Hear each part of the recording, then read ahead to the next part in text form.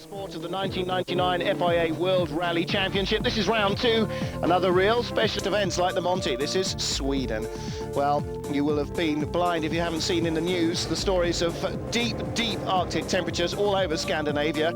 But unfortunately, that hasn't meant a snowy Swedish rally, because the snow didn't come before it started freezing. In the last few weeks, although temperatures have been very low at night, it has rained during the day, so this is more of an ice event than the traditional snow event. But having said that, it has never yet been won by a non-Scandinavian, and with Carlos Sainz finishing second in the last 3 years, then he is the man perhaps most are looking at to break this Scandinavian domination of the event.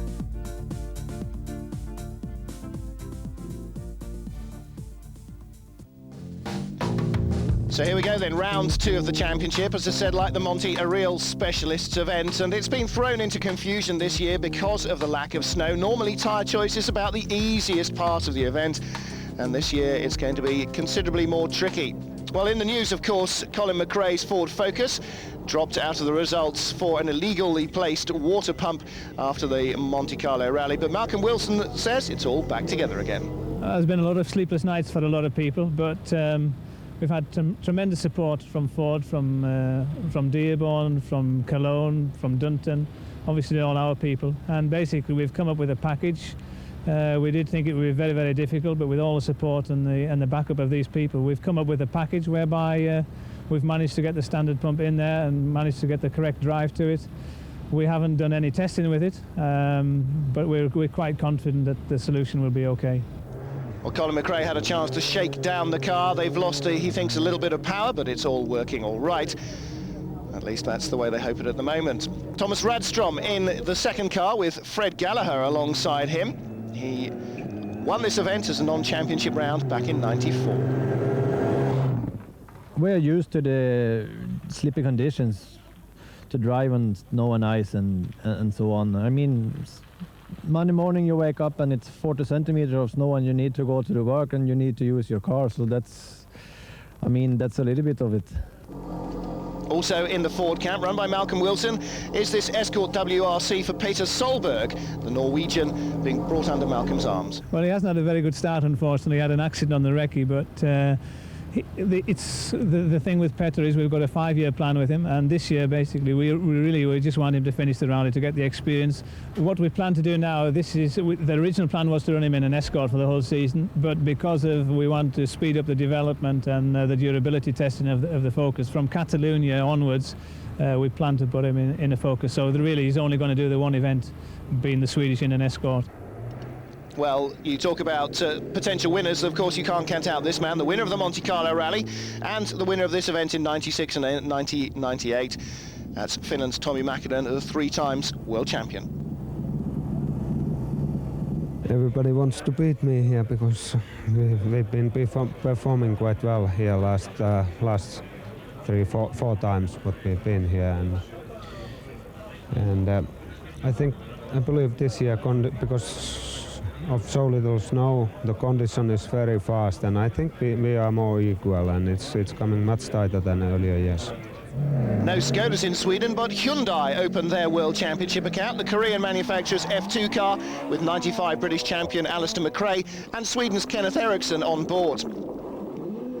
Carlos Sainz, of course, twice, second place rather in the last 3 years, will really be looking here to try and beat that bogey.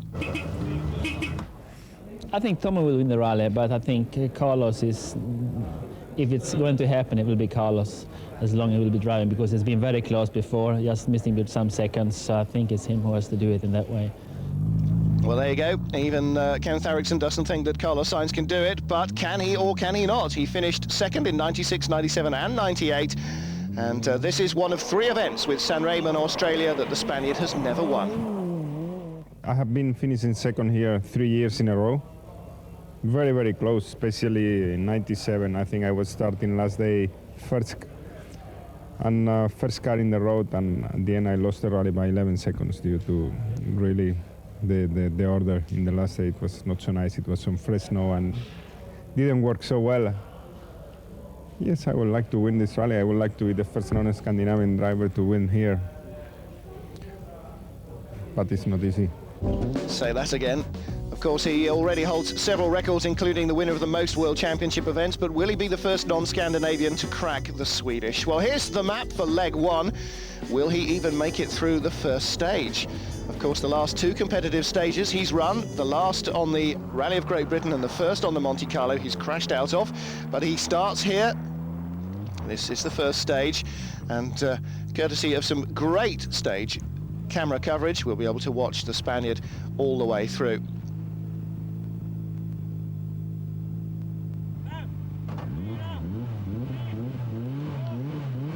Well, 10:43 a.m. and no question about it, I'm sure a little bit of extra pressure here as Carlos gets away. Car 3 and that all-important first corner.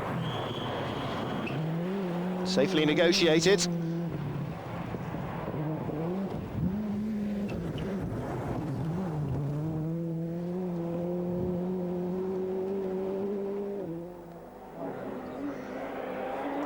Well, in fact, Carlos opens his Swedish account with a real vengeance. Whatever other people might have expected, perhaps a little bit of reticence on the first stage, there was certainly none of that, and he blitzed through, claiming the fastest time.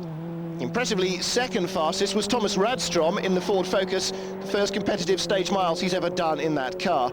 That was a pretty good run for him.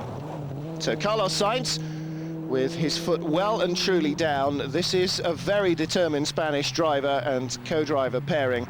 They really do want to win this event very badly indeed. Well, whether Tommi Mäkinen and a host of other Scandinavians can stop them or not remains to be seen.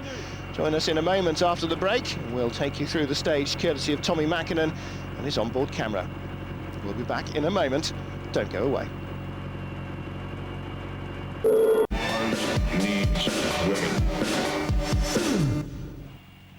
Welcome back to Eurosport's night-by-night coverage of the 1999 Swedish Rally, round 2 of the FIA World Rally Championship. And here we start the first stage with the first man away. It's Tommi Mäkinen.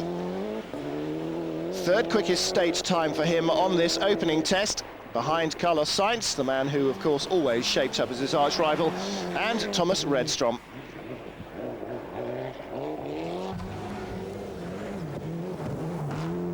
Well, Mäkinen lacking nothing in commitment, although he did admit later on during the day that taking some of these crests blind, flat out in 6th gear, and that equates to over 200 kilometers an hour, that's 120 plus in miles, then he said even I get scared sometimes.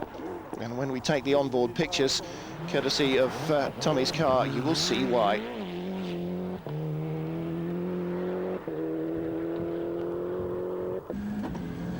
Here we go, and for the gnomes of you, notice the double dash in front of Risto Mäki, the gear change being shown in the middle, down to 5th gear, and the digital rev counter there as well. So a perfect onboard view of exactly what he's doing in the car.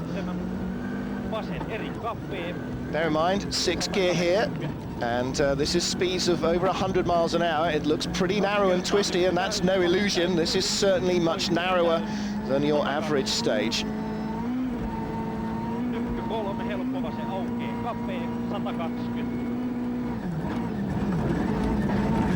All right, very enjoyable so far. Nice condition, very fast. Hi. It's going to be a fast rally. Are you happy with that?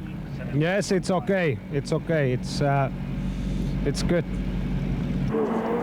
A fast rally, and that means no quarter given or asked by Sainz or Mäkinen. Moving on here with Carlos on stage 2, second quickest to Mäkinen's Mitsubishi. So Mäkinen taking the lead after the second stage. Luis Moya there reaching above his driver's head for something, possibly making a change to the intercom system, replugging it in, or maybe he's just dimming the cabin lights for landing.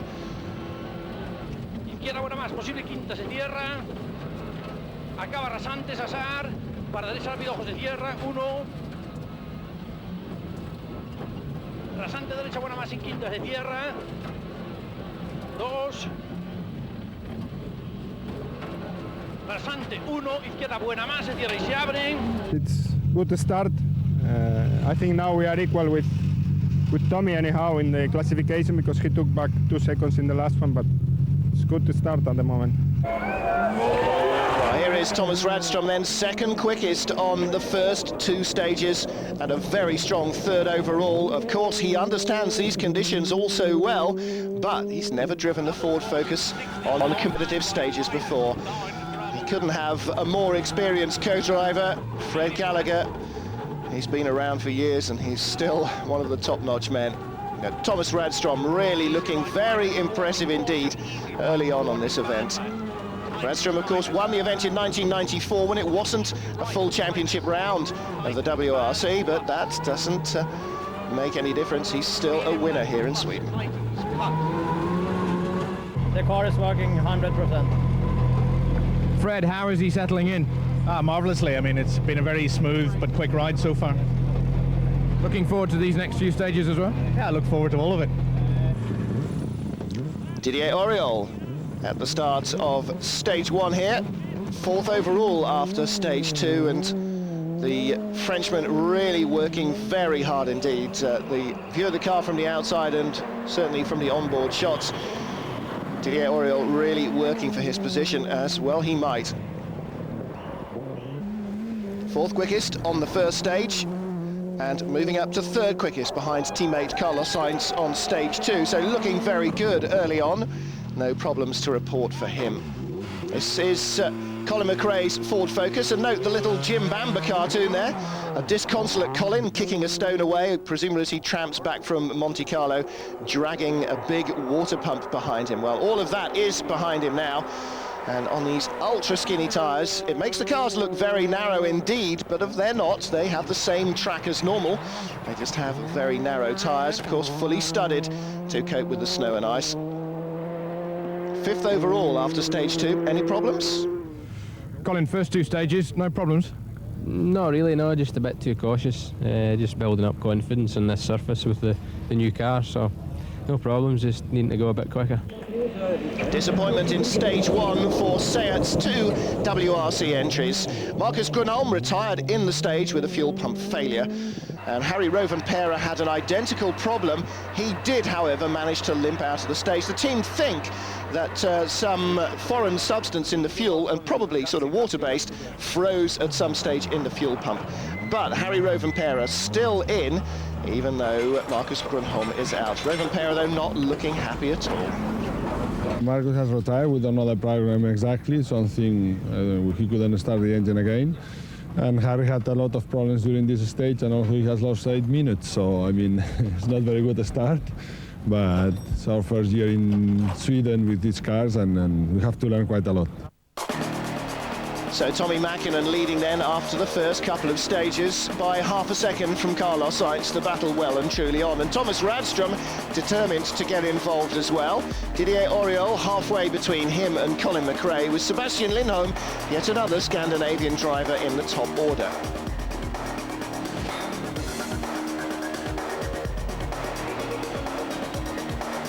Well, it looks all very straightforward here. You just choose studded tyres and off you go, but that's not the story at all. Because of the lack of deep snow, it's been a very difficult choice for the drivers and for the tyre manufacturers. And because quite a lot of them have changed teams, and as a result, some of them tyre manufacturers over the winter, some really don't know quite what to expect.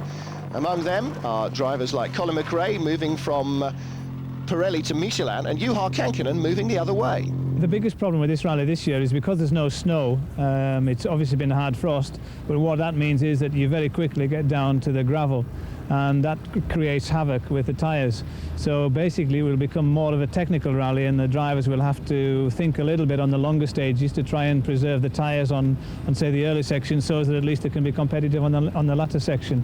So it's not normally, the Swedish rally is quite straightforward. It's a consistent surface from start to finish when it's full snow, but because there's no snow and it's just ice and everything, it makes it much more technical. And I think, you know, on the long stages you'll see some quite significant differences in the times, whereas you wouldn't if it was consistent.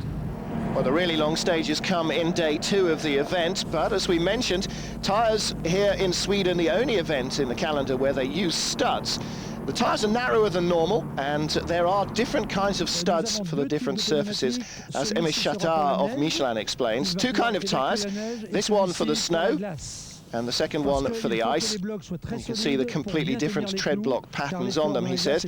Blocks of rubber have to be very strong indeed to hold the studs in, because it's pretty tough work breaking down into the surface of the ice. Drivers have to choose the pattern, and then the stud length is very important as well. There are two different sizes, 5mm and 7mm studs, and the effort required to break into the ice surface with the two differences of length is very different. Now, in his left hand, he's got the shorter, stubbier 5mm. In the right hand there, as we're looking at it, sorry, right and left, there's the longer 7mm one. The 7mm, very sharp, good for cold ice, -20 to -30. Says when we're getting into gravel and slightly warmer ice, we have to use the tougher, stubbier 5mm stud, but it takes a lot more friction to force its way into the ice. Well, Mäkinen did a great job in terms of tyre choice on the Monty. Will he be able to do the same in Sweden? We'll see after the break how the second part of day one went for him and all the others. Back to the FIA World Rally Championship with Ford.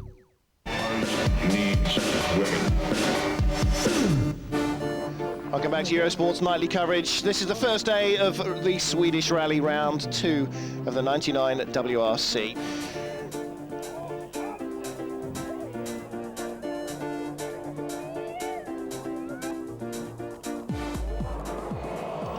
Well, sixth overall at the end of the first day, Richard Burns. He had a pretty wretched time on the Monte Carlo Rally on his return from Mitsubishi to Subaru.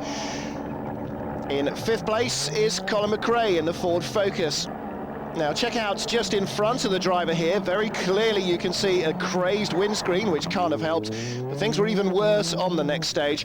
McRae went off at some 80 miles an hour, shattering the wheel, tyre and disc. It was a long, fast right-hander, and he went off on the outside of the corner.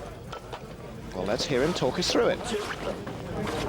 I just slid a bit wide in a corner, the back wheel went in the ditch, and there must have been a big rock in the snow, and it broke the rear wheel. So we had to do about 10 Ks with a broken rear wheel. How much time do you think you've lost? About a minute to everyone, so that's the way it goes. Not been a perfect day, can only get better. Colin taking it all in very good spirit. Fourth then on the end of day one. Didier Auriol in the Toyota Corolla. And the two Toyotas are really putting in a very strong challenge indeed in the early going here. Well, we've ridden on board with his teammate. Let's have a chance now to join Didier Auriol and Denis Girardet. 60 mètres. Frein deuxième d'Odane sur attention droite 10, attention arbre plonge sur gauche 5 plus. 10 attention arbre plonge sur gauche 5 plus derrière. 5 plus. Droite à fond plonge. Sur gauche à fond, sur droite à fond plonge. Droite à fond plonge. Sur attention gauche très bon plus plonge sur Dodane. Attention gauche très bon plus plonge sur Dodane.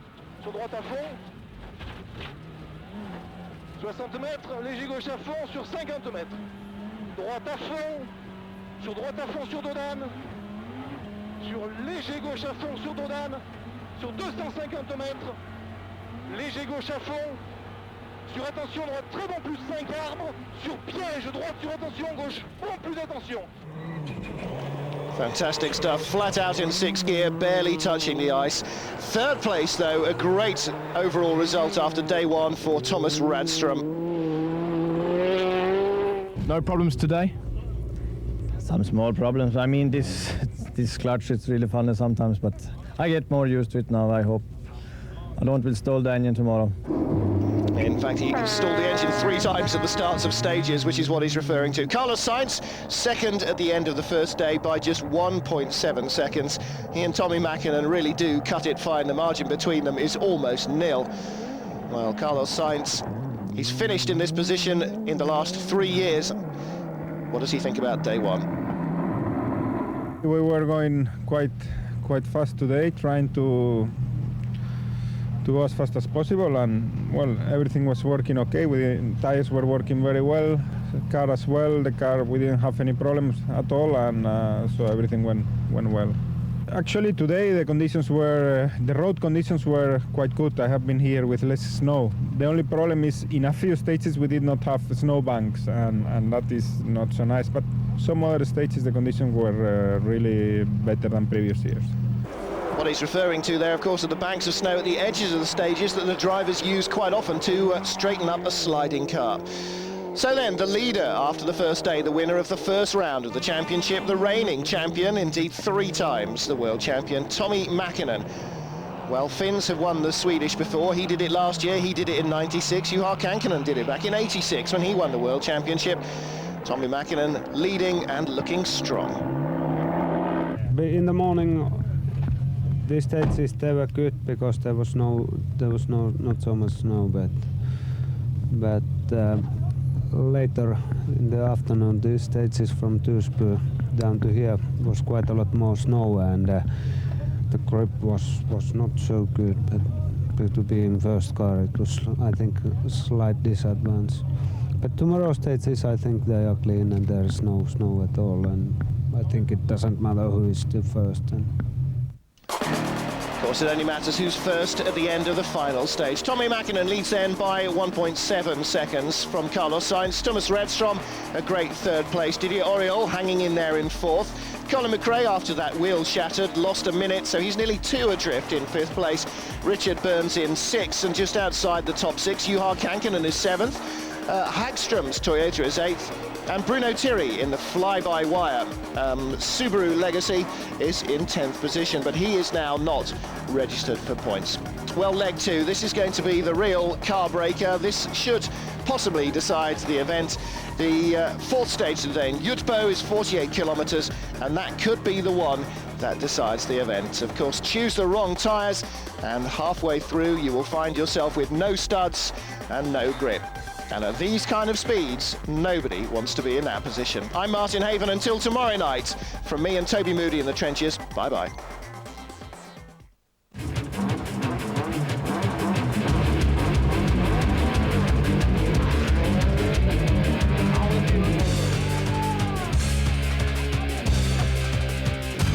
The FIA World Rally Championship.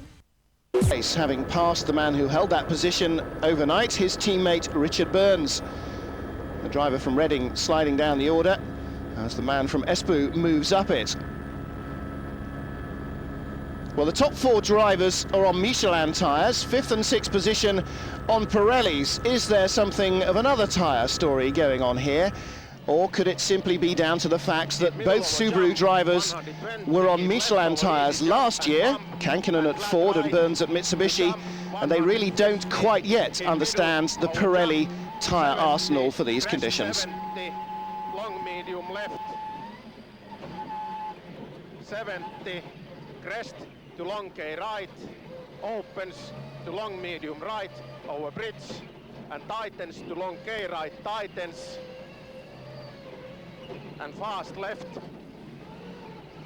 70, long, easy left. Well, whatever the situation, it's clear that both the Subaru drivers are struggling somewhat for grip on the P0 covers.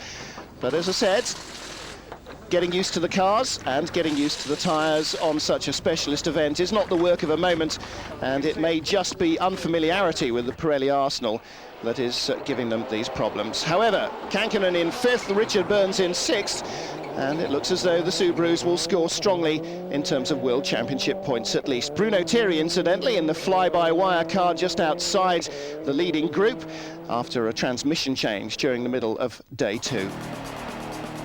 So there we go, halfway through, well, early days, in fact, in day 2, stage 10, the bulk of the day still to go.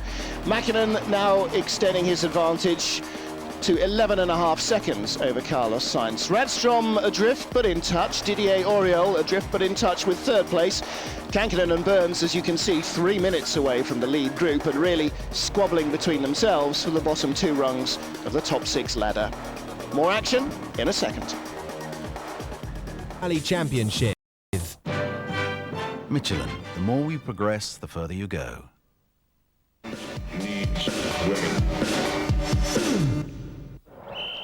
Swedish Rally round 2 of the 1999 World Rally Championship, and day 2 The battle for 5th and 6th place being fought out between Subaru pair Richard Burns and Juha Kankkunen. Burns started 5th overnight. Kankkunen took the place back and then promptly lost it again in the middle of the afternoon to Richard Burns. So the former champion back down in 6th position.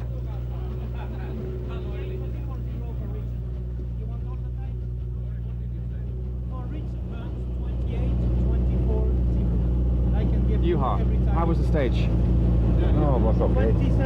Not too bad. But tire doesn't work. Same thing than before. Was there a lot of gravel out there? Not too bad, but a little bit, yes.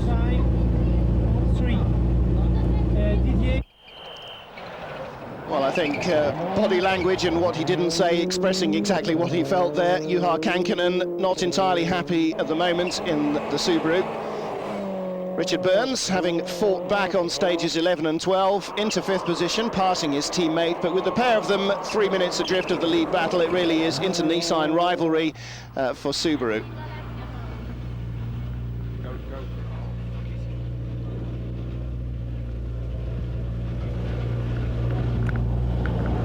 Richard, how was the stage?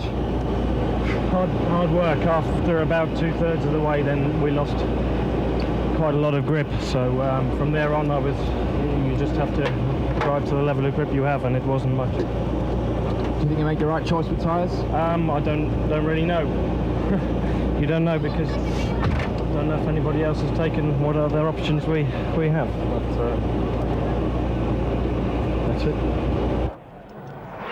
Little bit of a suck-it-and-see proposition clearly at the moment for both men, and Subaru not really being able to guide them clearly in what they might consider to be the ideal direction. Of course, the Subaru's alone among the front-running cars on Pirellis. It means that they can't look at what other people are using as a guide to whether they were right or wrong. 4th position then, Didier Auriol. This is on the 48-kilometre potential car breaker and potential rally changing stage 12, the Jutbur stage. Didier Auriol at high speed and still holding on very well indeed to the pace of the front runners.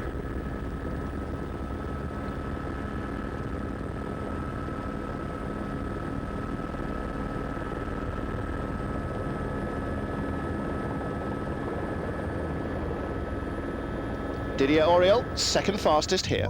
It was quite hard for the tire.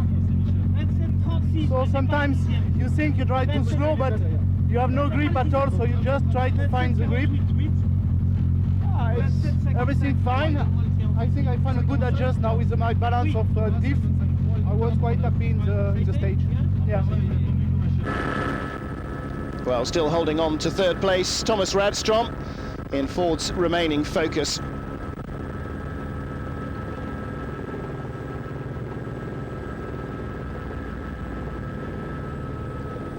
Radstrom restarted on leg 2, 20 seconds behind Carlos Sainz's 2nd place Toyota, but managed to carve the deficit down to nearly half that, finishing just 11.7 behind. Although in the later stages in the afternoon, particularly after stage 12, that was extended once more as the Spaniard rallied, and at the end of the day, Radstrom finishes 18 seconds in arrears.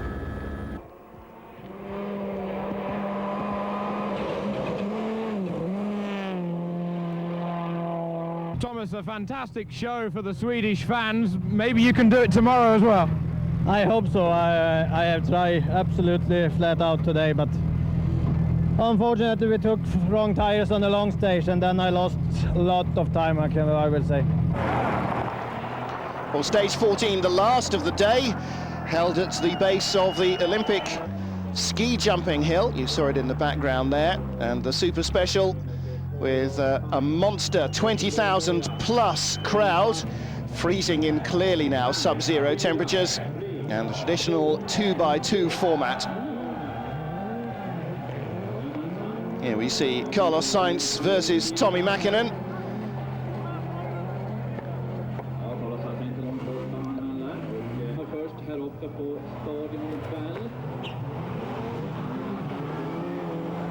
Well, Carlos Sainz ending the day in 2nd place.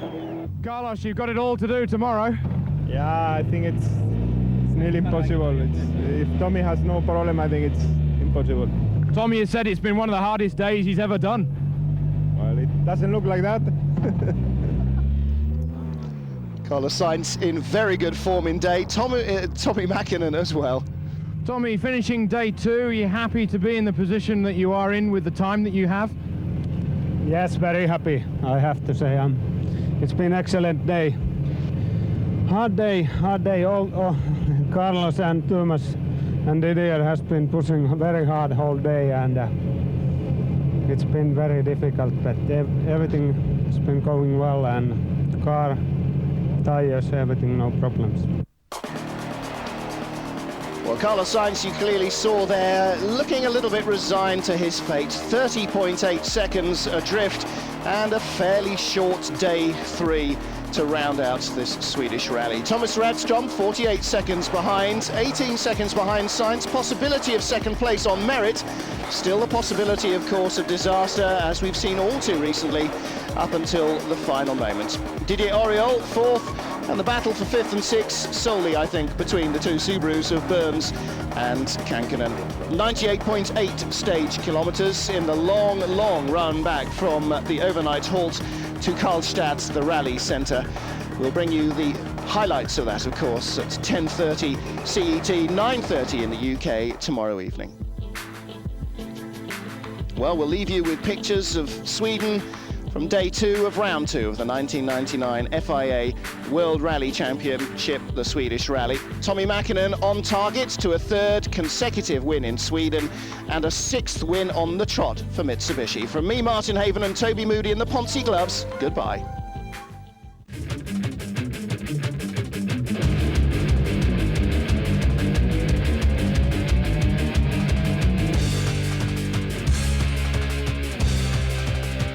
FIA World Rally Championship with mile-an-hour mark, and despite this astonishingly fast accident, the pair got out of the car and did quite unbelievably manage to get across the finish line and classified as a finisher on this stage.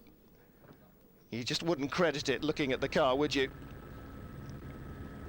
Well, the crew receiving urgent attention from the medical backup crews. There was a helicopter on standby for medevac, which wasn't needed. Well, that was a lucky escape, and testament, once more, if testament were needed, to the unbelievable strength of what looked from the outside like pretty standard road cars. The 300+ man-hours that go into building a modern top-flight rally car, almost all involved in strengthening the safety shell, the body of the car, around which not only, of course, the suspension, the engine and the other underpinnings are hung, but inside which the driver and the co-driver are placed for maximum security. Well, Tommy Mäkinen on stage 15 here with an overnight lead of some 30 seconds, but it's so easy to hemorrhage time away if you make a poor tyre choice. Mäkinen's choice, as on the Monte Carlo rally, has been inspired throughout the Swedish events, though, and certainly in terms of his choice from the Michelin Armoury on the final day of the Swedish rally, there was to be no mistakes in that department. None either in terms of driving. Tommy Mäkinen going very well indeed through the opening tests on this early morning return back to the Rally HQ at Karlstad.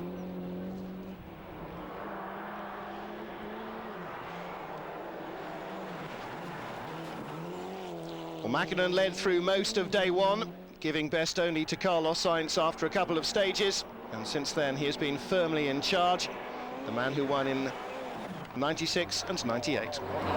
Okay, nice stage. Nice, fast, excellent condition. Excellent conditions, and the man himself in top form as well. Well, we heard from Carlos Sainz yesterday evening saying, I think it's now impossible to catch Tommy. And certainly if Mäkinen keeps the car on the island, it's hard to see quite what the all-Spanish crew in the lead Toyota could do about it. Sainz, though, despite the wry smile and the clearly upbeat attitude at the end of the second leg, had far from given up any hopes of victory, and was going to wring every ounce of performance out of his car that it could possibly give.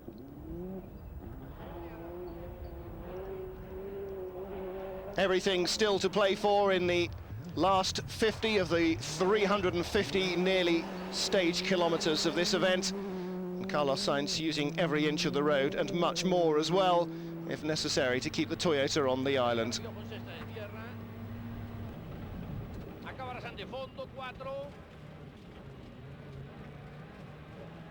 Rasante fondo, 1, derecha rápidamente, menos se diera poco con fe.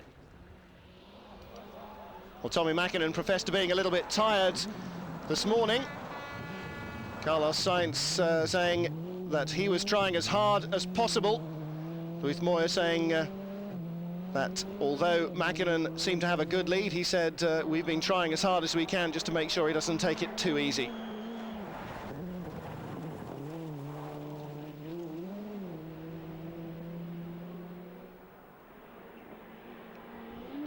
Of course, with these speeds and on surfaces like this, just a moment's concentration could be fatal, but so far no slip-ups from the two leaders. I'm trying hard because Thomas is only 17 seconds behind, so it's still 100%.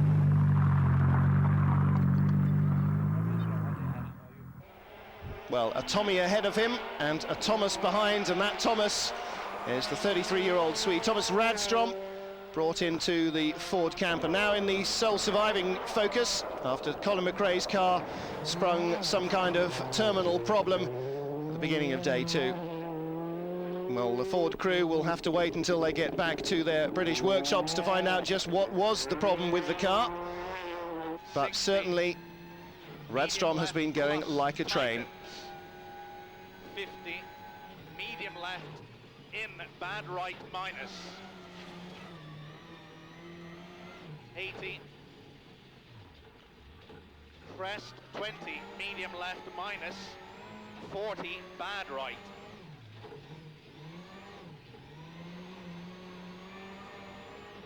250, crest, 150, crest in fast right, 180, medium right, minus. In fast left, tightens, medium plus. 120. Well, Radstrom with his eyes on a podium position, but clearly not content with the third that he held overnight, and looking enviously at Carlos Sainz's second position to make it an all-Scandinavian 1-2. After stage 16, the second of the morning, he said, I'm not surprised to learn that Carlos was quicker than me. There was a lot of uphill sections and my engine isn't as powerful as the Toyota's. Oh yes, he said, and the car's heavier too.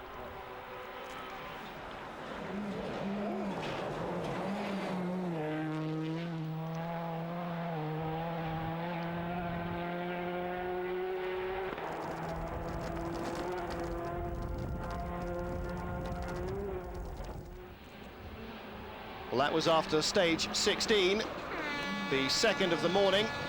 Radstrom was fourth fastest through there.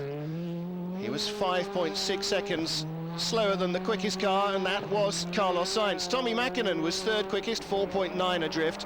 But the closest man to the pace of Sainz was Didier Auriol.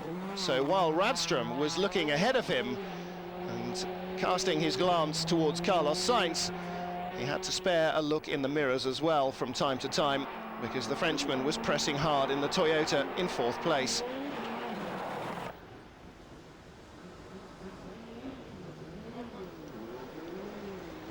Well, over the last couple of seasons, Didier Auriol's trademark grin has come and gone as his fortunes have waxed and waned. But at the moment, he seems to be relatively happy with his performance.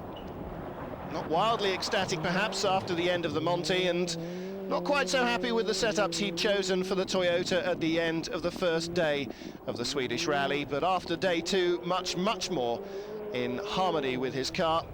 And on day 3, determined to try and snatch a podium position from Radstrom and get 2 Toyotas in the top 3.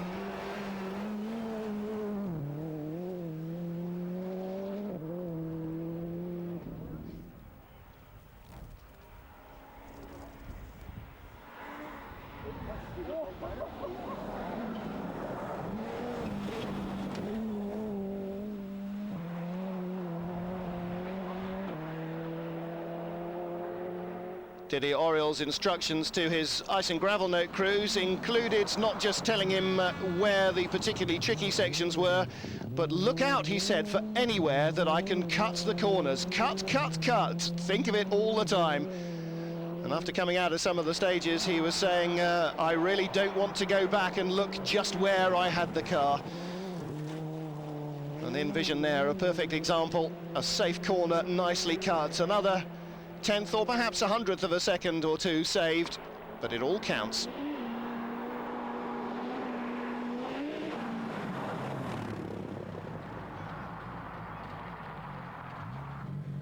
We try to put the pressure.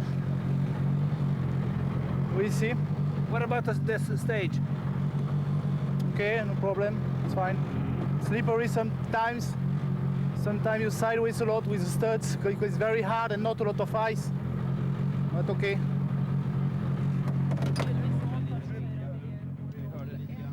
Didier Auriol, the master of the understatement there. Slippery on an ice rally. Tommy Mäkinen then, after 2 stages on the final morning, still leading from Carlos Sainz, but the gap starting to be whittled down a little. Is Mäkinen taking it easy, or has Sainz found something? Radstrom with Didier Auriol again closing on him, so the Toyotas both pulling themselves up by their bootstraps. Richard Burns just 2 seconds ahead of his teammate Juha Kankinen in all the point scoring positions. More in a moment. Welcome back to Eurosport's final night of coverage of Rally Sweden. This is Bruno Thierry, the number 11 Subaru, debuting the company's fly-by-wire transmission system that enables the driver to select gears via a switch system mounted on the steering column. This was changed to a normal manual gearbox on day 2 after they felt they'd got enough performance data and wanted to keep the car in the event. We've had no real problems at all, except for one overall problem that we seem to be struggling for grip, and really all we can put it down to is the fact that the weather conditions are quite different to anything we had in testing, and we were pleased with the way the tyres were working in the testing, but it's much milder. We just haven't had the opportunity to test in these conditions, and we seem to have been caught out a little bit. Well, Subaru, of course, on the Pirelli covers, so too are Seat, and this is Harry Rovanperä, the Finn, also having problems with a fuel pump failure on day 1 that put his teammate Marcus Grunholm out, while Rovanperä dropped to about 80th overall. But he was fighting back and had worked himself up into 17th before the end of the event. Peter Solberg, the young Norwegian, in a works run, Escort WRC, learning fast and doing as Malcolm Wilson asked, trying his very best to finish the event, although sometimes it looked as though perhaps he might be in for a slap on the wrist from the boss. Well, he comes in a fine 11th overall, and from the Rally Catalunya onwards, he will be mounted in a Ford Focus.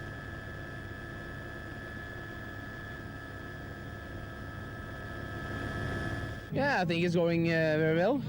Take no chances. Try to listen to Malcolm and act professional and try to do the best of it. I don't compare with nobody. I just drive my own speed, and I'm quite happy. We have much more to go faster, but have to use our head sometimes. Good lad. Freddie Loix, the Belgian, a real novice in these conditions, and after his early retirement on stage 1 of the Monte Carlo Rally, wants to extend his championship a little bit more. His objective here, to learn about Sweden, but most of all, to finish the rally in the Mitsubishi. He's 9th overall. Markku Martin and Thomas Kitsing of Estonia in their Ford Escort WRC have been inside the top 10 since day 1, and the Estonian oil service sponsored car running very strongly indeed, the pair putting in a fine performance.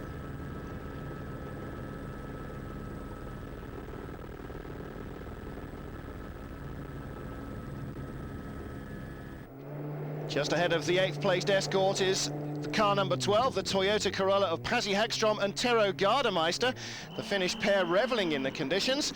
Scandinavian drivers, of course, excelling in the snow and ice. Pasi Hagstrom 7th overall on the return to Karlstad, a fine result for him.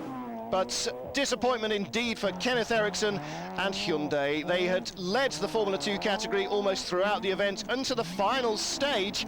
Alistair McRae was forced out on day 2 with a mechanical problem, but Eriksson looked set to take the Korean manufacturer's first major title award until 1.5 kilometres into the final stage, the engine decided that its rally was over, and as a result, so too was the Swedes. Eriksson, a former winner of the event, out of luck this time. Per Svan, then, in the Opel Astra kit car, winning Formula 2. Harry Yoki in Volkswagen's registered entry, taking the points in the 2-litre Cup. Jo Puka in the Mitsubishi Lancer, winning in Group N with Finnish co-driver Jarkko Hankkonen after a rally-long battle with Swedish hero Stig-Olof Valfridsson. Well, towards the end of the day, 2 battles, one overall between Carlos Sainz, chasing Tommi Mäkinen, and one for 4th place and 3rd place, Didier Auriol, chasing this man, Thomas Radstrom. So anything could change in the top 4 positions. Going into the final stage, 20 seconds between Mäkinen and Sainz, and between Sainz and Radstrom.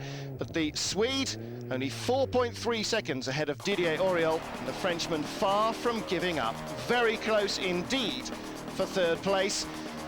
Well, join us after the break to see whether it's the vastly experienced multiple championship-winning talents of Didier Auriol that win out, or is it the Swede and his ice and snow experience that will hold on to that 3rd podium position.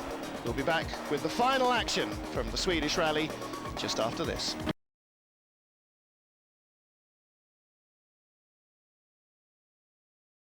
Medium left and keep left to very long medium right.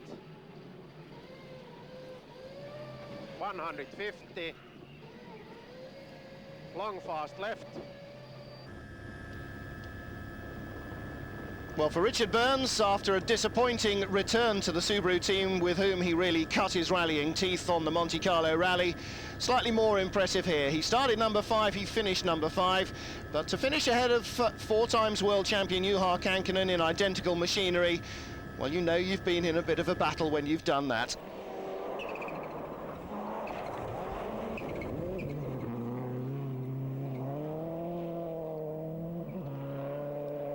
I'd be very happy if we finished here in front of you. I mean, that's the best we could have done,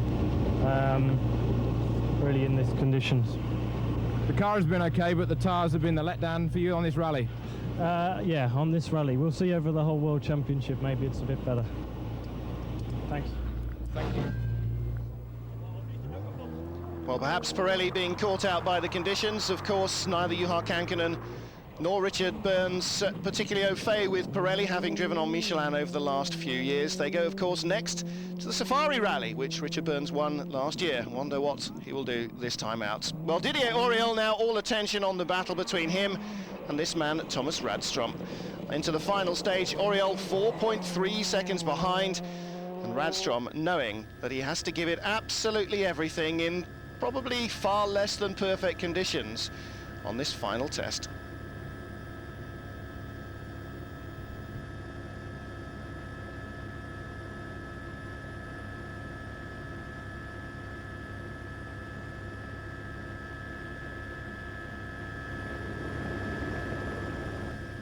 The car is fantastic. The handling is... The weight is a little bit too much at the moment, but later on the year we will see. And even the engine.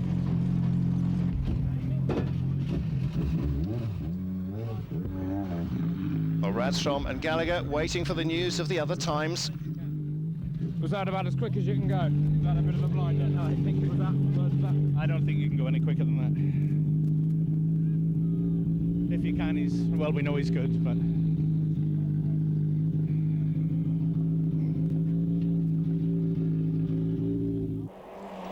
Well, the waiting must be almost as deadly for Radstrom and Gallagher as the chasing is for Didier Auriol and co-driver Denis Girardet. Dodin à fond, sur gauche à fond sur Dodin à l'arbre, sur droite à fond à voir. Droite à fond à voir derrière, à voir. Et 80 attention, droitement plus. Attention, droitement plus arbre. Sur gauche à fond, sur 60 mètres attention. 60 mètres attention, droite très bon plus, ne pas glisser. Très bon plus, ne pas glisser. Sur gauche à fond. 60 mètres attention, droite bon plus arbre, côte profonde. Droite bon plus arbre, côte profonde. Sur attention, droite 5 plus corde. 5 plus corde derrière, sur attention. droite, gauche 5, attention, attention intérieur. 5, attention, attention intérieur. Attention intérieur. Droite à fond, 50 mètres. Attention, gauche 5, attention sur embranchement, sortie, attention intérieur. 5, attention sur embranchement, sortie, attention intérieur. Sortie, attention intérieur. Oriol cutting the corners and throwing the car all over the road in a desperate attempt to find nearly 5 seconds on the final stage to take that third position. Frein creux, attention, frein creux. Attention droite 5 plus arbre, frein creux, attention droite 5 plus arbre. Salaud, ils l'ont enlevé. 70 mètres, attention, gauche 5 plus un peu corde. 5 plus un peu corde et c'est l'arrivée. C'est arrivé en sortie, hein, il faut bien le prendre. Allez, soude, bon Dieu. 52, bon 52. Ah, t'as tout essayé. Hein. Well, you've done all you can, said Denis Girardet. I have tried everything to cut everywhere. Sorry, Didier. No, but enough, Didier? No, just a few.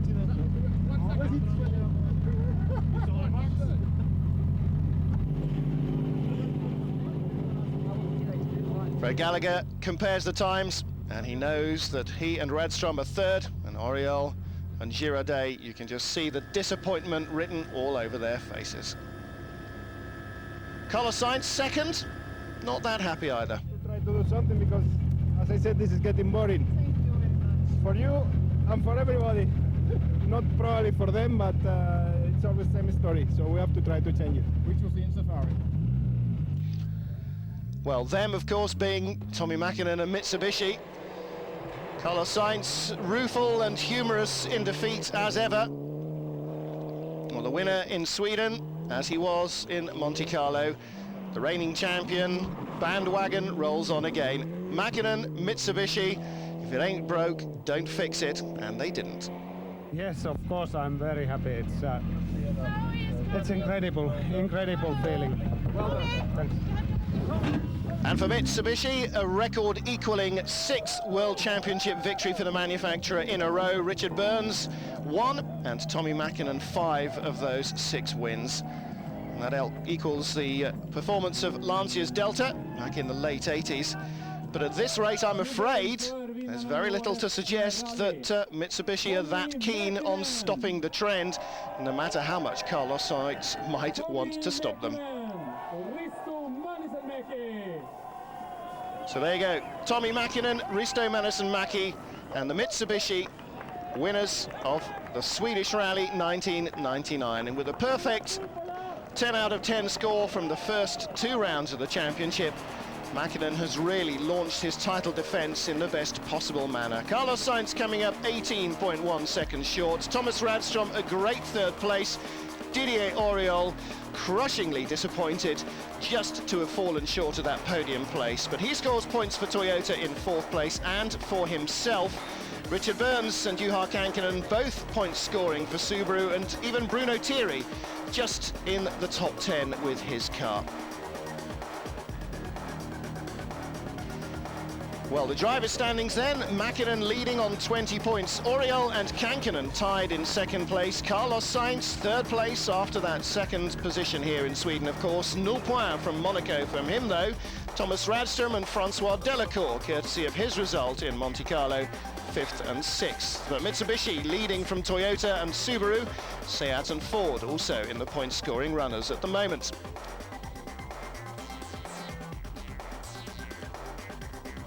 Well, we focused on the overall battle, the Formula 2 and the Group N battles for drivers, but in Formula 2, the manufacturers series being led by Renault from Volkswagen.